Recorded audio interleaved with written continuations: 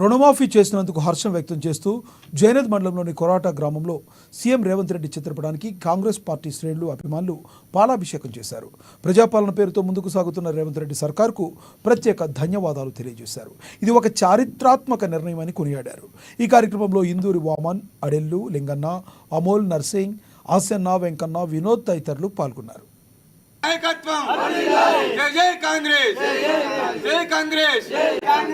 ధన్యవాదాలు.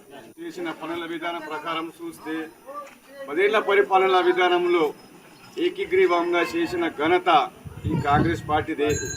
ఇంతకు ముందు కూడా వైఎస్ఆర్ ఉన్నప్పుడు కూడా కాలంలో 2 లక్షల రుణమాఫీ చేసిన గత విధానం కాంగ్రెస్ పార్టీకి దక్కుతున్నది. ఈసారి కూడా ఏకీగ్రీవంగా ఏకకాలంలో 2 లక్షలు రుణమాఫీ చేయడం జరిగిందంటే ఒక కాంగ్రెస్ పార్టీదే ఘనత. ఈ